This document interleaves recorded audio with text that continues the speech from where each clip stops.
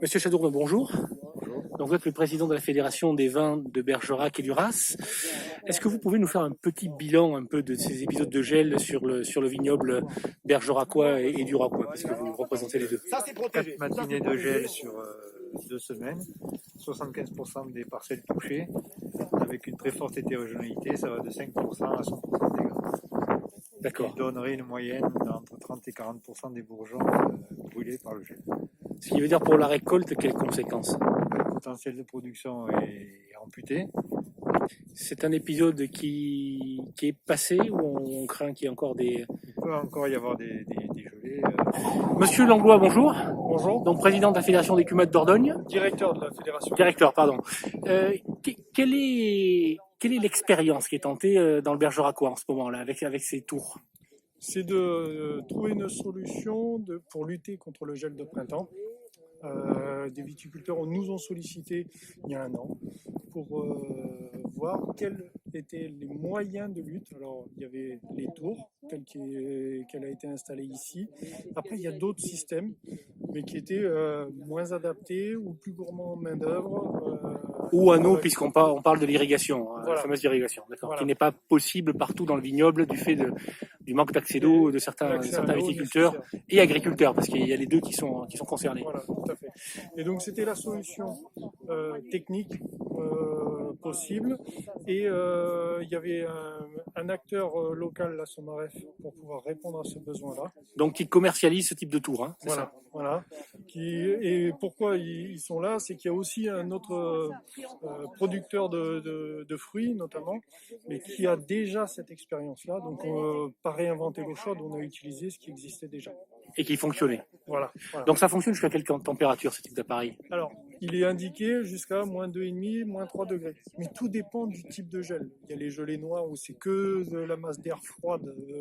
Là, il y a peu de solutions. Mais quand c'est des gelées blanches, donc gelées de printemps, mais on a de l'air chaud en haut, de l'air froid en bas, l'idée c'est de brasser tout ça pour remonter les températures.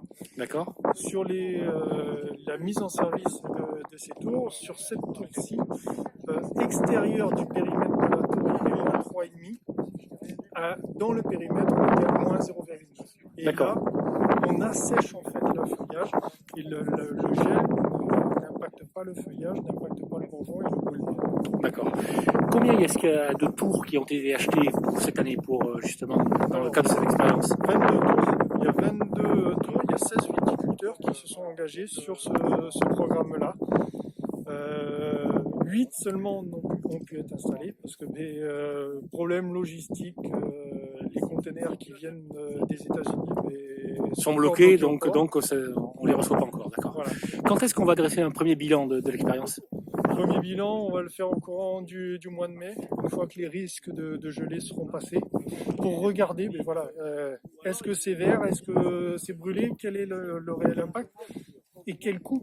Oui. Parce qu'il y a le coût d'investissement, de fonctionnement. Oui, l'entretien, j'imagine. Voilà, et il y a le coût, la quantité de gaz consommé, à combien on arrive au coût à l'hectare.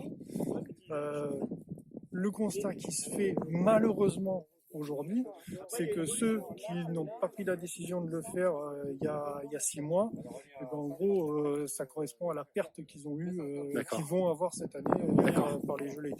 Donc, ça va devenir malheureusement une nécessité. Mais bon, il y a peut-être aussi d'autres choses à voir. D'accord. La taille, les variétés. Il ne faut pas tout mettre dans le même panier. Il y a différentes techniques à utiliser pour trouver des solutions. D'accord, merci beaucoup. Germinal Perrault, bonjour. Président du conseil départemental de la Dordogne. Donc aujourd'hui, on est dans le bergeracois, dans les vignes en particulier, suite aux épisodes de gel qui ont frappé le vignoble. Quel est un peu le but de cette visite et quel est le rôle du département un peu dans ce type de... J'ai voulu me rendre compte de 2 choses. D'abord, l'importance du gel dans le vignoble bergeracois. Et là, les professionnels nous indiquent des chiffres qui sont édifiants, à savoir que 75% des parcelles du vignoble bergeracois sont touchées, et elles peuvent être touchées entre 5% jusqu'à 100% pour certaines. Donc l'impact du gel est très important, et pour le département, c'est une très mauvaise nouvelle. Et puisque l'économie viticole compte beaucoup dans le Bergeracois, mais compte aussi beaucoup dans l'agriculture. Et agricole, oui, parce qu'effectivement, il y a dans l'économie agricole de l'ensemble du département. Ça, c'est le premier point de la visite, et j'ai pu discuter avec des professionnels et des viticulteurs en direct.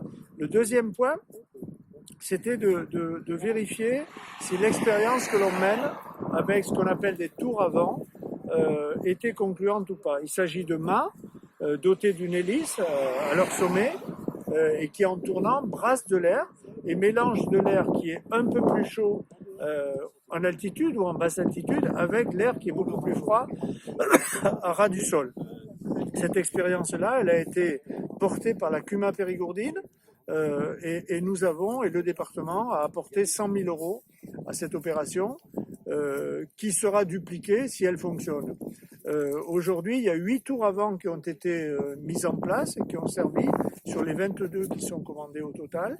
Et d'après les premiers éléments, ce que nous disent les viticulteurs, eh bien, il y a une efficacité à ce système qui consiste à brasser l'air et à mélanger de l'air froid avec de l'air plus chaud, puisque les parcelles qui sont dans un rayon de 130 à 150 mètres autour de la tour, ce qui fait quand même 270 à 300 mètres de diamètre, eh bien, sont protégées.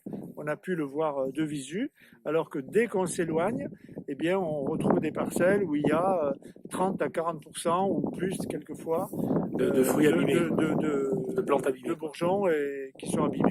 Et la participation de la région s'élève à 264 000 €.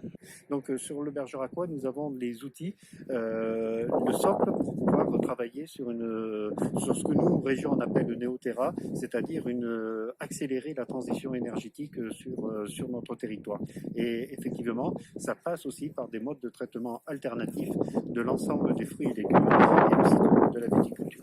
Alors, il y a quelques semaines, nous avons parlé dans l'Hémocrate donc de viticulteurs justement à Montbazillac en particulier qui implantaient des arbres pour créer des haies. Est-ce que ça rentre un peu dans le même process de protection de la vigne ou c'est totalement différent? Tous les moyens qui sont là pour pouvoir justement protéger le vignoble sont de bons moyens.